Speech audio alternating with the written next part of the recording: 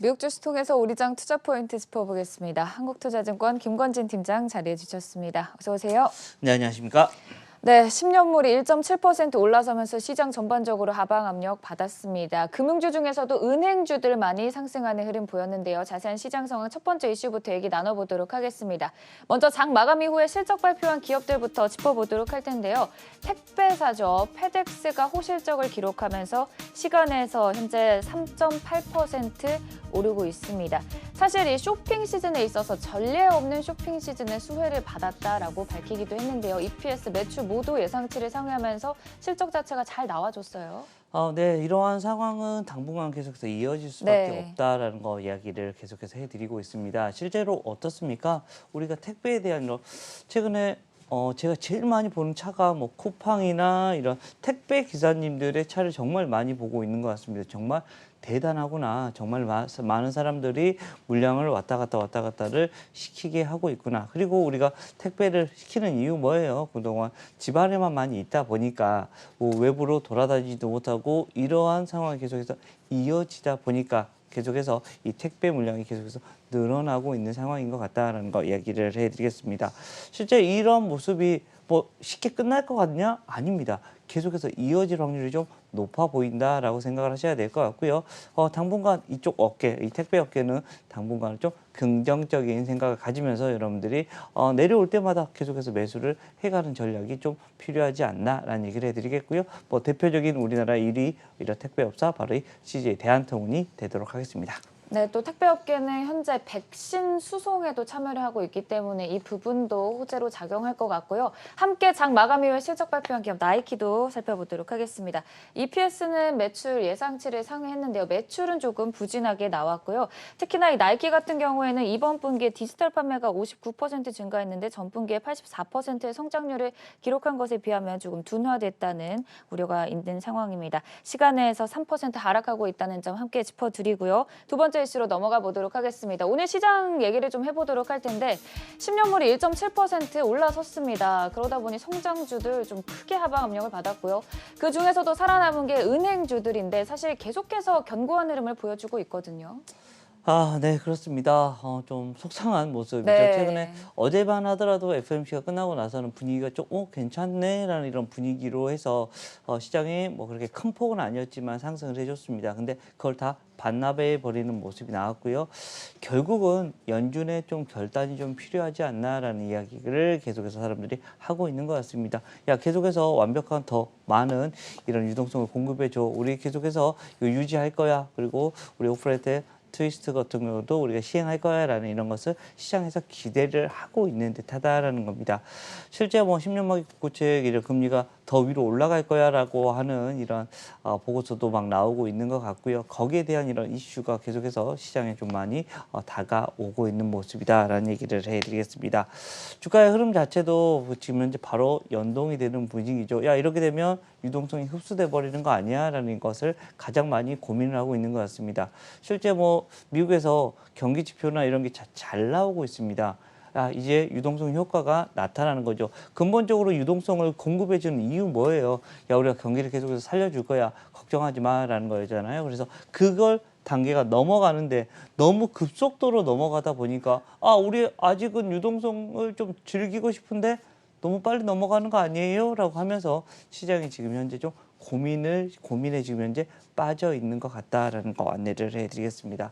뭐 이럴 때 뭐 조금 시간은 걸리겠지만 이것은 우리가 이미 많이 와닿는 거죠. 이미 우리가 뭐 처음 겪는 게 아니라 계속해서 최근에 시장 빠질 때마다 10년물이 국고채가 이렇게 됐습니다라고 얘기하는 것처럼 어느 정도의 이제는 내성이 생기기 시작했습니다. 물론 오늘 시장 별로 좋지는 않겠죠. 시작은 좋지 않은데 환율의 흐름이 어떤 식으로 움직이냐에 따라 그리고 또 외국인들이 어떻게 움직이냐에 따라 우리가 한두 달 전만 하더라도 개인들이 시장의 중심에 섰다라고 했는데 지금 여러분들 다시금 돌아왔죠. 기관하고 외국인들이 시장의 중심으로 돌아와 있고 외국인들이 특히 시장을 오르락내리락을 했습니다. 실제 오늘 시장에서 외국인들의 흐름을 여러분들이 좀 자세히 보셔야 될 것 같다라는 얘기를 해드리겠고요. 관련주는 바로 KB금융이나 신한지주를 그나마 여러분들이 좀 피신할 수 있는 곳으로 얘기해 드릴 수 있을 것 같습니다.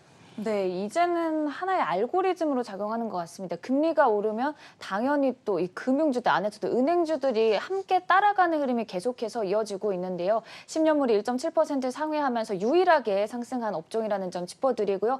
다만 이 나스닥이 오늘 정규장에서는 3% 하락했는데 오늘 미국 선물은 3대 지수 모두 상승 출발했다는 점 함께 짚어드리겠습니다. 강보합선에서 현재 움직이고 있습니다. 세 번째 이슈 넘어가 보도록 하죠. 에너지 시장도 오늘 크게 타격을 받았는데요. WTI가 7% 급락을 했습니다. 사실 요 최근까지 계속해서 고공행진을 달리면서 글로벌 IB들 사이에서는 뭐 100달러까지 갈 수 있다, 긍정적인 전망이 잇따랐지만 오늘 또 이 채권 시장이 또 상승세를 보이면서 에너지 시장도 타격을 받은 모습이거든요. 아, 네, 그렇습니다. 뭐 에너지 시장에 뭐 레포트는 그렇게 나오고 있지만 저는 계속해서 박스권의 흐름일 거다라고 네. 계속해서 여러분들께 얘기를 해드리고 그럼 있었는데요. 오늘 당장만 좀 크게 빠진 거고 다시 예, 회복할 거라고 저는 보시나요? 그렇게 생각합니다. 지금 현재 경기가 조금씩 좋아지고 있으면 당연히 수요는 좋아질 거다라는 겁니다. 즉 오늘 좀 하락을 하면 기회가 아닌가라는 이런 네. 생각을 해보셔도 됩니다. 오늘 당장은 부정적으로 분명히 흘러갈 수밖에 없습니다. 하지만 어느 정도의 수준의 그 레벨에서는 이거 정도면 사도 되는데라는 생각을 하셔야 될 것 같다라는 거 얘기를 해드리겠습니다. 실제 어떤 한쪽으로 쏠리는 것보다는 경기 민감하면 이렇게 되면 원자재 쪽 올라가고 당연히 뭐 바로 이 원유 관련된 주식들도 계속해서 다시금 댕댕한 모습이 나타나 줄 수는 있을 것 같다라고 판단을 하셔야 될 것 같고요. 주가의 흐름도 여기와 같이 좀 쏠려가는 모습이 나타나 줄 수 있다라는 얘기를 해드리도록 하겠습니다.